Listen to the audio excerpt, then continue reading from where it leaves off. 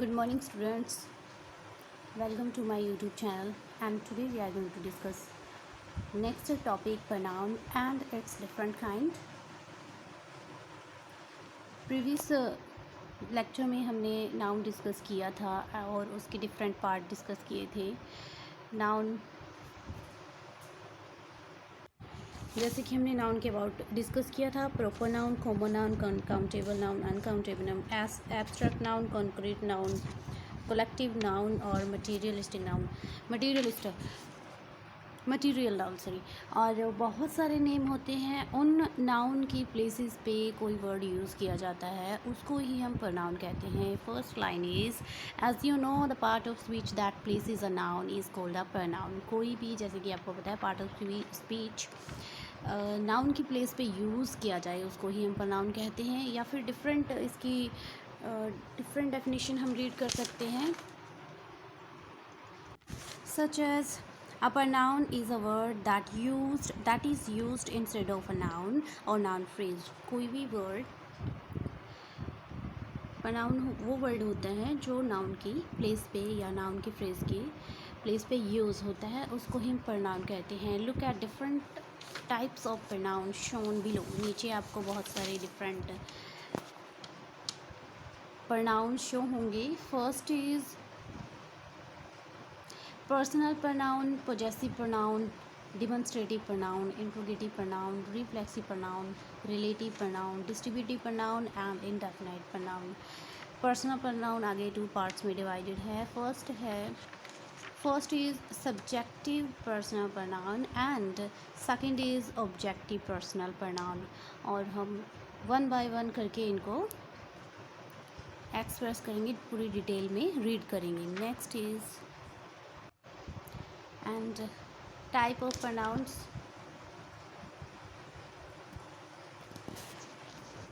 Personal pronoun. First we are going to discuss personal pronoun. First is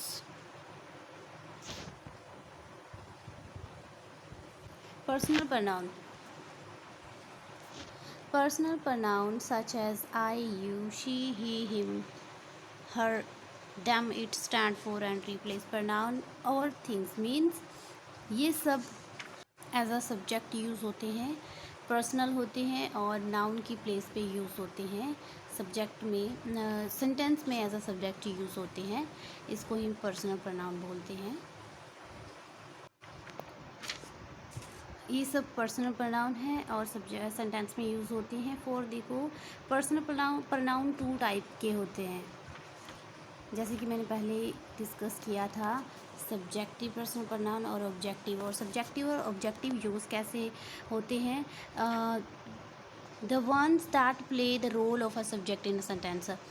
subjective personal pronoun वो होते हैं जो as a subject sentence में use हो, जो सब्जेक्ट का रोल प्ले करे.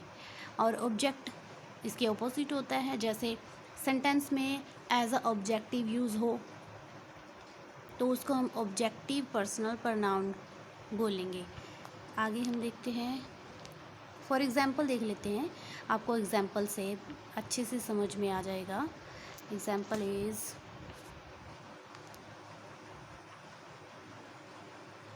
Yes, first read this sentences. Sentence 2 sentence दिए हैं. Shantanu and Soma are friends.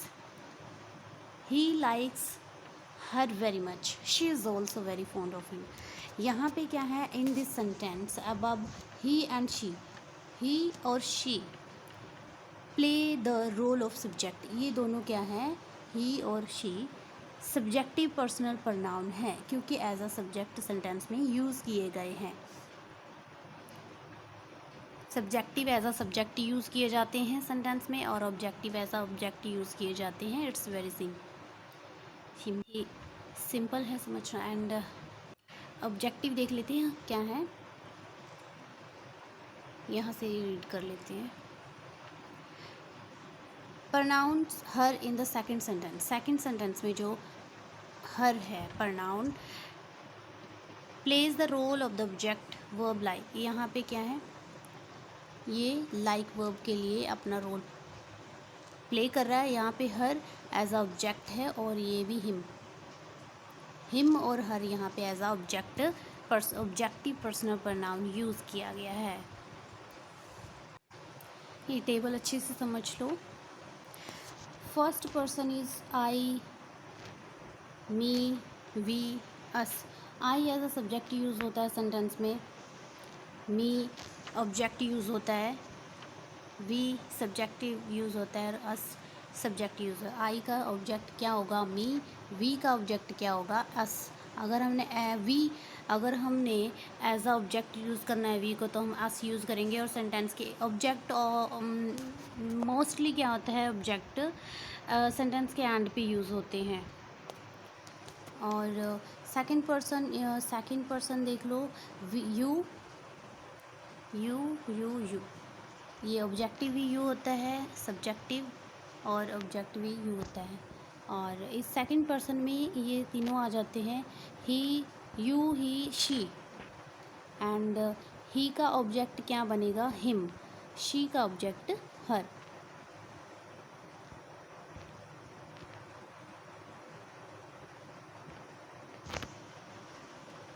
Third person is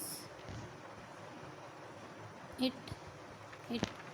third में आ जाते हैं दे और दे का ऑब्जेक्ट हो जाएगा देम। और ये सभी क्या हैं? ये सभी प्रोनाउन हैं। ये सभी प्रोनाउन है। जो सब्जेक्ट है वो सब्जेक्टिव प्रोनाउन हो जाते हैं, जो एज अ ऑब्जेक्ट यूज़ होते हैं ऑब्जेक्टिव प्रोनाउन हो जाते हैं। जो ये सभी प्रोनाउन है। नेक्स्ट देख, पोजेसिव प्रोनाउन। पोजेसिव प्रोनाउंस क्या होते हैं? प्रोनाउन दैट शो पोजेशन और belonging are called possessive pronoun. Possessive pronoun वो होते हैं जो पोजेस शो करे, कोई भी थिंग्स या मटेरियल किसको बिलोंग करता है, किसका है, किसका किस पे अधिकार है। जो मटेरियल है अब वो तो किसी पे अपना अधिकार शो नहीं करते, जैसे बुक है, टेबल है, चेयर है, जो मटेरियल में आ जाते हैं वो तो अपना जो पोजेस है किसी चीज़ पे नहीं दिखाते, ह्यूमन बीइंग ही दिखाते हैं। जैसे एनिमल अपने बच्चों पे अपना पोजेस दिखाते हैं और ह्यूमन बीइंग भी अपना पोजेस अपनी चीज़ों को लेके अपना पोजेस शो करते हैं। तो वो पोजेशन क्या होता है? उसको ही हम पोजेसिव प्रोनाउन कहते हैं। कौन सा मटेरियल, कौन सी किस थिंग्स या ऑब्जेक्ट किसको बिलोंग करता है। Next is demonstrative pronoun. Demonstrative pronoun क्या होता है? डिमॉन्स्ट्रेटिव का मीनिंग होता है शो करना, शो करना जैसे दिखाना। Pronoun such as that, this, these and those. ये डिमॉन्स्ट्रेटिव में 4 वर्ड आ जाते हैं। जो 4 वर्ड्स हैं, that, this, these, those, used point two specific thing. किसी स्पेसिफिक थिंग्स को पॉइंट करने के लिए, दिखाने के लिए, शो करने के लिए रेफ़र किया जाता है, आर कॉल्ड डिमॉन्स्ट्रेटिव प्रोनाउन। जैसे दिस यह होता है, दैट वह होता है, दीज इन्हें होता है, दोज होता है हिंदी में उन्हें। ठीक है, इन चीज़ों को वहाँ रख दो। अब इन चीज़ों को, इन बुक्स को, इन किताबों को अपने रूम में रख दो। अब ये जो इन हम यूज़ कर रहे हैं, इट मीन्स हम उन किताबों को, उन बुक्स को देख सकते हैं। ठीक है, this is my pen, it means pen near है हमारे, तो हम उसको इजीली देख सकते हैं, दिखा सकते हैं। दिस इज़ माई पेन, ये पेन मेरा है। यह जो वर्ड हैं जो हमारी चीज़, जो मटेरियल, जो ऑब्जेक्ट कोई भी हमारे आसपास होता है उसके लिए हम यूज़ करते हैं। और प्रोनाउन क्यों है?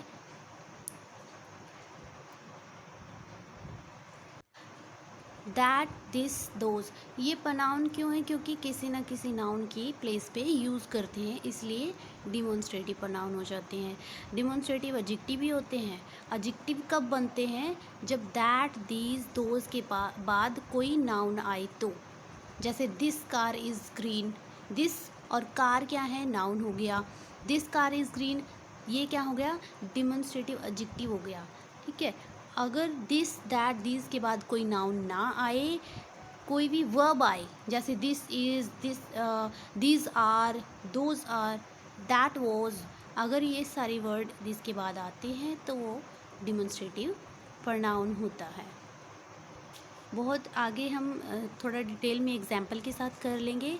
इसमें बहुत ही कन्फ्यूज़न रहती है डिमॉन्स्ट्रेटिव प्रोनाउन और डिमॉन्स्ट्रेटिव एडजेक्टिव में। जस्ट हमने डिमॉन्स्ट्रेटिव एडजेक्टिव में क्या करना होता है, हमने सिर्फ नाउन पे कंसंट्रेट करना होता है कि अगर दैट, दीज, दोज, दिस के बाद कोई नाउन है तो हम उसको डिमॉन्स्ट्रेटिव एडजेक्टिव बोलेंगे। अगर नाउन नहीं है, कोई वर्ब है, तो हम उसको डिमॉन्स्ट्रेटिव प्रोनाउन बोलेंगे। और ये यूज़ किए जाते हैं शो करने के लिए, कुछ पॉइंट करने के लिए, चीज़ों को, स्पेसिफिक थिंग्स को। रीड द सेंटेंस, नोटिस, आगे ये सब हम देख लेते हैं। आगे एग्जाम्पल हैं, हम डायरेक्ट एग्जाम्पल चलते हैं, बाकी आप प्रैक्टिस कर लेना, हम एग्जाम्पल चलते हैं। एग्जाम्पल में क्या दिया है, ध्यान से देखना। I like the colour of this dress. अब आप ये बताओ, यहाँ पे this dress, this, that, those, this, ये 4 वर्ड होते हैं, 4 वर्ड्स होते हैं, 4 वर्ड्स डिमॉन्स्ट्रेटिव होते हैं। अब यहाँ पे डिमॉन्स्ट्रेटिव तो है, आपको पता चल गया, दिस, दैट, दीज, दोज, ये 4 वर्ड्स होते हैं। अब दिस है, आपको पता चल गया कि ये डिमॉन्स्ट्रेटिव है। और डिमॉन्स्ट्रेटिव तो है, बट ये अब एज अ एडजेक्टिव यूज़ हुआ है, एज अ प्रोनाउन यूज़ हुआ है। ये क्या है, ये कैसे पता चलेगा? आप कंसंट्रेट करो इसके बाद वाले वर्ड पे, ये लगा क्या है, ड्रेस। और ड्रेस क्या होता है, एक नाउन है। तो यहाँ पे रीड करो नीचे, here this is used as a demonstrative adjective. Demonstrative adjective use किया गया है। Y?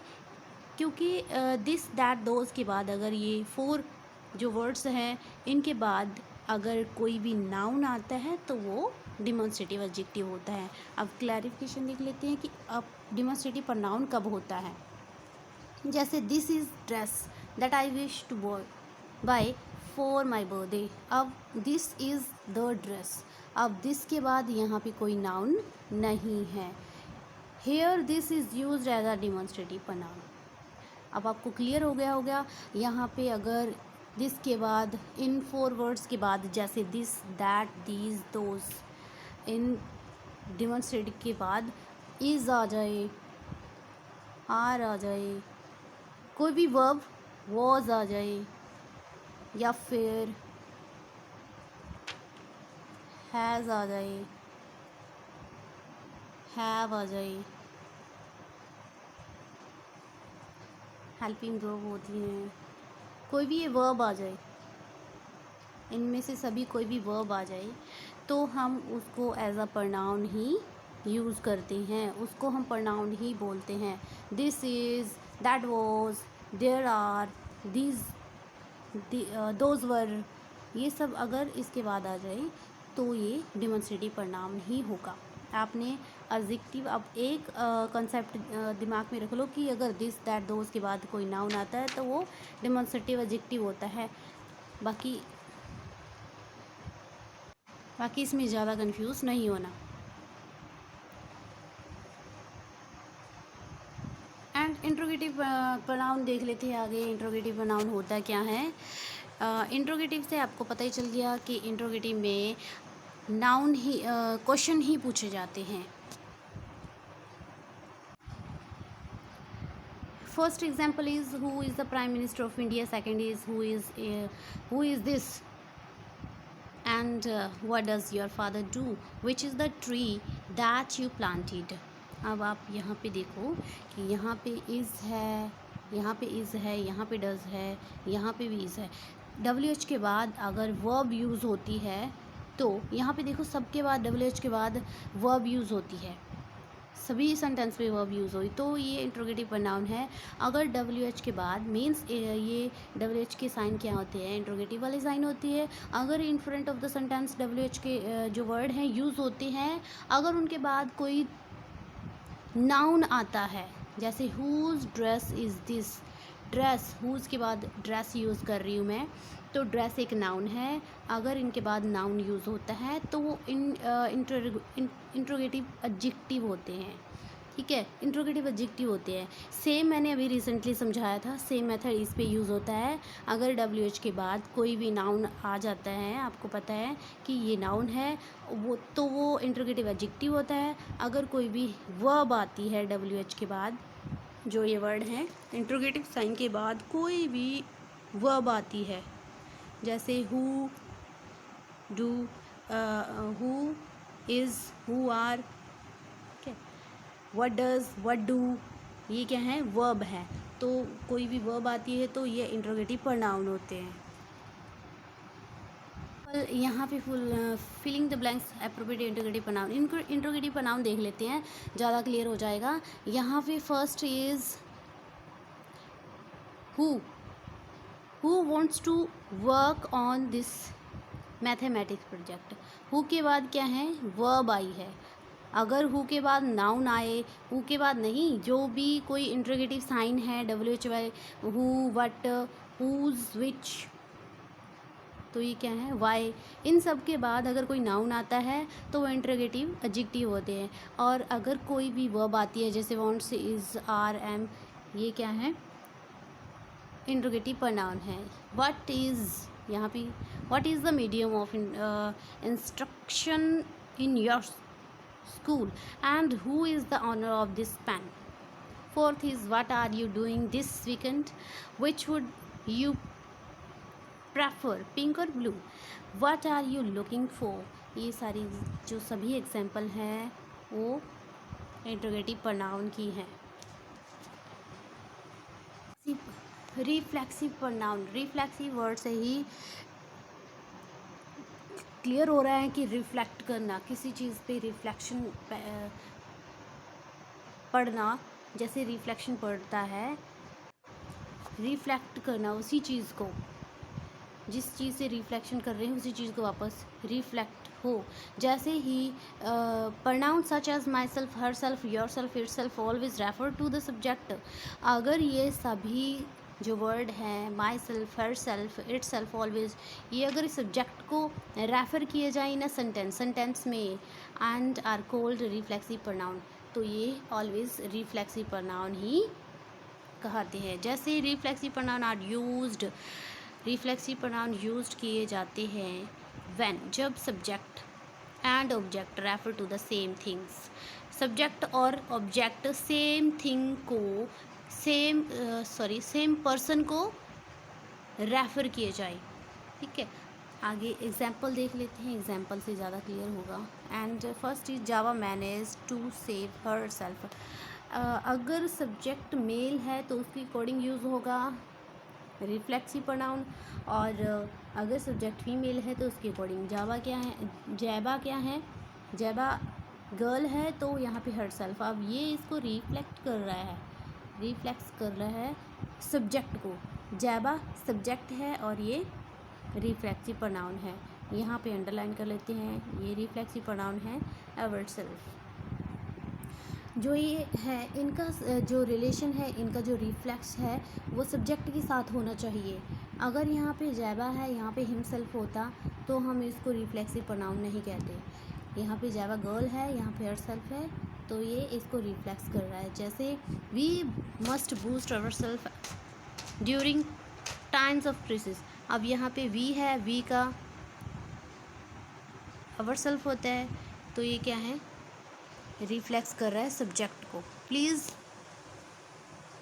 You help yourself, you का योर सेल्फ, तो योर सेल्फ किसको रिफ्लेक्ट कर रहा है, यू को। It's very easy. In this sentences above the pronouns herself, ourself and yourself refer to Jaba, we and you respectively. ये सारी इनको बताया गया है कि जो ये सब्जेक्ट हैं इनको रिफ्लेक्ट कर रहे हैं, जो ये प्रोनाउन दिए गए हैं रिफ्लेक्सिव प्रोनाउन। ये टेबल देख लेते हैं। जैसे ये सभी क्या है, subjective, as a subjective pronoun use होते हैं। ये सारे ये सभी इनके रिफ्लेक्सिव प्रोनाउन है। आई का रिफ्लेक्सिव प्रोनाउन माई सेल्फ होगा, यू का योर सेल्फ होगा, ही का हिम सेल्फ होगा, और शी का हर सेल्फ होगा, इट का इट सेल्फ होगा, और वन का वन सेल्फ होगा। वी का आवर सेल्फ, यू का योर सेल्व्स, देम सेल्व्स। ये आपको सब्जेक्ट के रिफ्लेक्सिव बताए गए हैं कि कैसे राइट किए जाते हैं। एम्फेटिक क्या होते हैं? एम्फेटिक प्रोनाउन, एम्फेटिक प्रोनाउन भी सेम होते हैं, कोई ज़्यादा डिफरेंस नहीं होता। Emphatic pronoun use to put emphasis on the subject. Emphatic pronouns subject पे जोर डालने के लिए लगाए जाते हैं, उनको एम्फेसिस करने के लिए लगाए जाते हैं। There form is the same, form same है, उनकी फॉर्म सेम है। फॉर्म सेम का मीनिंग क्या है? मीनिंग क्या है फॉर्म सेम का? कि इनकी जो फॉर्म होती है, होते ये सभी यही हैं। आई का मी, एम्फेटिक कोई डिफरेंट नहीं होते। You your shelves, he him shelves, she her shelves, होते सभी सेम है। बट थोड़ा सा रेयर डिफरेंस है कि ये सब्जेक्ट पे जोर डालने के लिए, एम्फेसिस करने के लिए उन पे लगाए जाते हैं। फॉर एग्जांपल देख लेते हैं। For example, Gayatri her self did the work with in an hour. Her self subject के बहुत ही नज़दीक लगाया जाता है, और ये सब्जेक्ट पे एम्फेसिस जोर डालने के लिए, दबाव डालने के लिए लगाया गया। You yourself check this in the morning, yourself. And this line में क्या कहा गया है? In the above example, the word herself, yourself are used to put emphasis, उन पे दबाव जोर डालने के लिए लगाया गया है। एक्शन के, सब्जेक्ट के एक्शन को एम्फेसिस करने के लिए। And next is distributive pronoun. क्या होते हैं distributive pronoun? Such as each, either, neither refer to person or things taken as a unit। कोई भी पर्सन सेट में हो, set of things, object, group of person, कोई भी पर्सन, थिंग्स या ऑब्जेक्ट यूनिट में हो, उन सब को इंडिकेट करने के लिए ये वर्ड यूज़ होते हैं। फॉर एग्जांपल, क्लास में बहुत सारे स्टूडेंट्स होते हैं, और स्कूल के जो रूल और रेगुलेशन होते हैं वो सभी बच्चों में अप्लाई होते हैं। अब सबको एक एक करके तो नहीं समझाएंगे क्लास में, सबको कहेंगे each student has to follow the school's rule and regulation. सबको बोलेंगे, इसके लिए ईच यूज़ करेंगे। मीन्स वो जो लाइन है, जो रूल एंड रेगुलेशन है, हर बच्चे के लिए ज़रूरी है। तो यहाँ पे फॉर एग्जांपल देख लेते हैं। अगर हम यूनिट के बारे में बात कर रहे हैं, किसी यूनिट को इंडिकेट कर रहे हैं, बहुत सारे पर्सन्स को, ग्रुप को, ऑब्जेक्ट को इंडिकेट कर रहे हैं, उन सभी को एक्सप्रेस करने के लिए ये वर्ड यूज़ किए जाते हैं। For example is each of them took turn to help out with the project. सभी ने क्या ली? टर्न ली, to help out with the project की हेल्प करने के लिए। ईच ऑफ देम, सभी को इंडिकेट किया है। Either of you can take the free passes for the show. Neither of you allow to go out till you finish your homework। Indefinite में क्या होता है? डिस्ट्रीब्यूट में तो सभी के लिए ईच, आइदर, नेदर, सभी को इंडिकेट, यूनिट में जितने भी हैं सभी को इंडिकेट करने के लिए लगाया जाता है। और इसमें ऐसा नहीं होता इंडिफाइनेट में, इसमें कोई भी ऑप्शनल होता है कि कोई भी कर सकता है। फॉर एग्जांपल देख लेते हैं। इंडिफाइनेट प्रोनाउंस वो प्रोनाउन होते हैं दैट रेफर टू पर्सन को रेफ़र करते हैं, थिंग्स को इन अ जनरल वे, कॉमन वे में, इसको इन ऑर्डिनरी वे में रेफ़र करने के लिए यूज़ होते हैं। These things are not definite नहीं है, स्पेसिफिक नहीं है, एग्जैक्ट नहीं है। ये चीज़ें जो हैं जिसको हम इंडिकेट करते हैं वो डिफाइनेट नहीं है, स्पेसिफिक नहीं है, और एग्जैक्ट नहीं होती। जैसे फॉर एग्जांपल क्या है? Anyone can solve this problem. कोई भी इस प्रॉब्लम को सॉल्व कर सकता है। मीन्स किसी के ऊपर थोपा नहीं गया है कि आपको ही ये करना पड़ेगा तो ये करना ही पड़ेगा। तो ये ऑप्शनल है, स्पेसिफिक नहीं है, या एम्फेसिस नहीं डाला गया है किसी पे, कोई भी कर सकता है। Many enjoy travel, many enjoy travel में कोई ये भी जनरल वे में बोला गया है, ठीक है। इसमें कोई असेंशियल नहीं होता कि ये करना है तो यही करना है। एंड फॉर एग्जांपल देख लेते हैं, एग्जांपल हो गया। एंड रिलेटिव देखते हैं, रिलेटिव होता क्या। इट्स वेरी वेरी इम्पोर्टेंट, ये कॉम्पिटिटिव एग्ज़ाम में भी आता है, तो देख लेते हैं।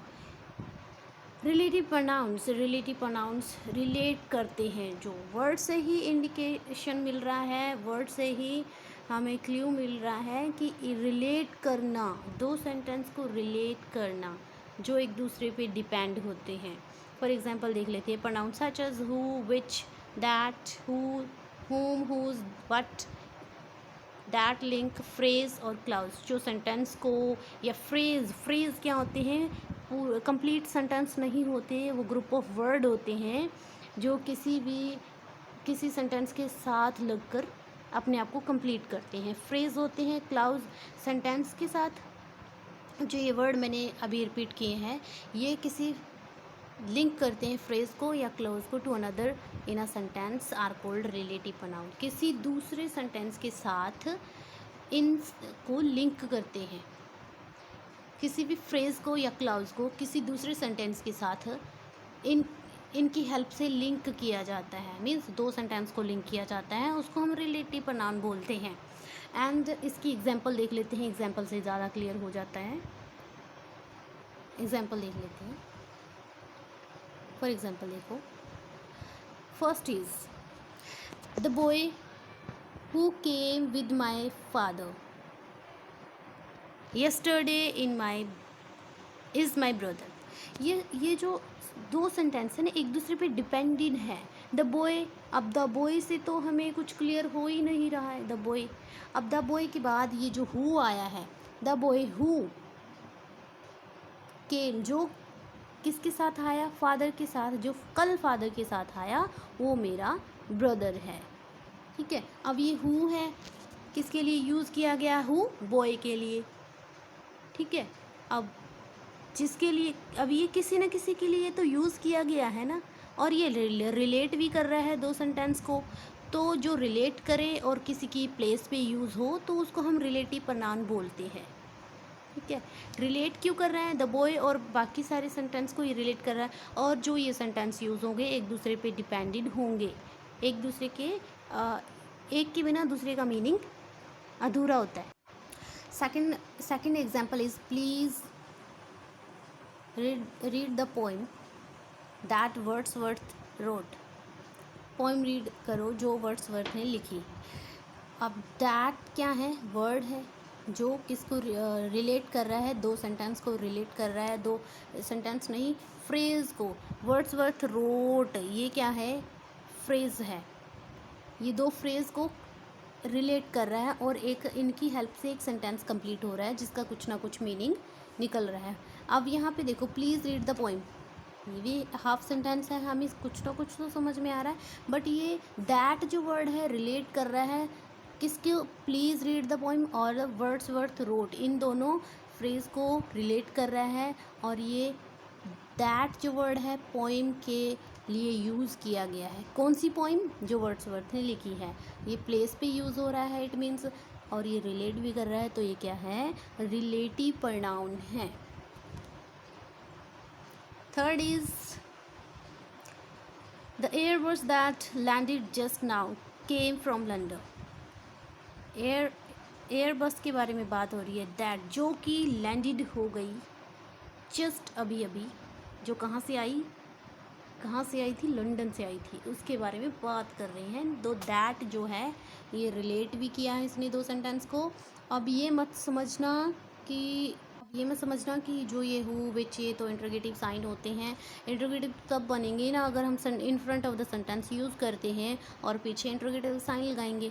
ये तो सेंटेंस के बीच में यूज़ हो रहे हैं और लिंक करने के लिए दो क्लाउज या फ्रेज को लिंक करने के लिए यूज़ हो रहे हैं, और किसी की प्लेस पे यूज़ हो तो ये रिलेटिव प्रोनाउन है।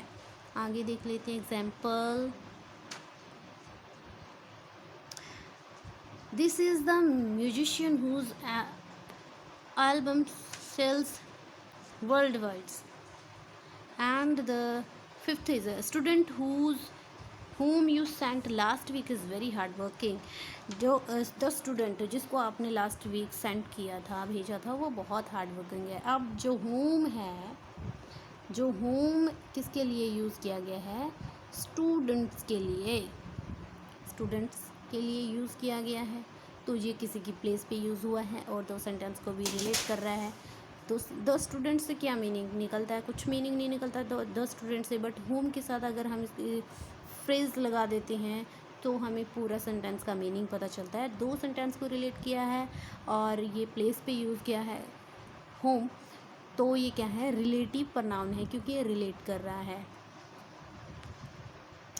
कंपाउंड वर्ड देख लो. Compound word such as whoever, whomsoever, whatever, whichever are also example for relative pronouns. ये सारे वर्ड्स भी relative pronoun के, ये कंपाउंड वर्ड है, दो वर्ड से रिलेट करके बने हैं, जैसे who और ever से. who plus ever, whoever, whomsoever, whatever, ये दो जो वर्ड हैं कंपाउंड वर्ड इसलिए हैं क्योंकि दो वर्ड से रिलेट करके बनाए गए हैं, कंपाउंड वर्ड है.